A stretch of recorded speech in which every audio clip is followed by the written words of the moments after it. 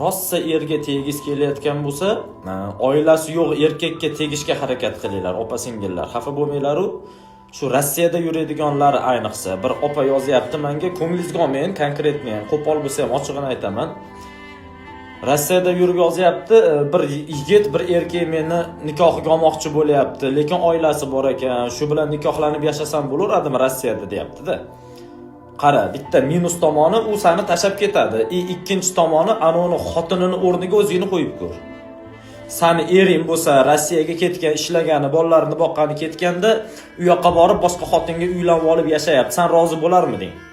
O'zingni anov bechorani o'rniga qo'yib ko'r. U bu yoqda bola chaqasiga qarab, qaynonani xizmatini qilib, ersizlikda kechalarni u tonglarga ulab, qiynalib kutib yotibdi u er jonivorini.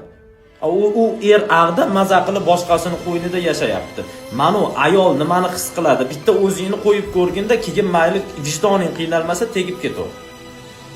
Rossiyada yurgan opalar, o'zingizlarni ehtiyot qilinglar. U erkak uchun vaqtinchalik keraksiz xolos. Erkak kishi nafs yo'lida baribir qiladi. Biz aytsak aytmasak qiladi o'sha ishni. Sen o'shinga o'yinchoq bo'lma, lekin oilasi boriga turmushga chiqa olma likkillab, ersirab. Xafa bo'lmanglar.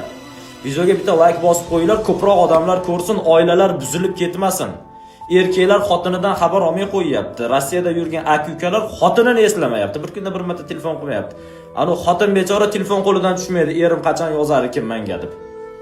Ozgina bag'da kutayotgan ayolni ham o'ylagan, sen ham ayolsan. Baraka topkur, Xudo xayrini bersin, bo'ptimi? Like bosib, podpisatsiya bo'lib, videoni stories ham qiling. Tanishlarga ham tarqatib tashing, onasini ham ko'rsin. Ko'p odamlar ko'rsin, bilsin mana shu narsani his qilsin.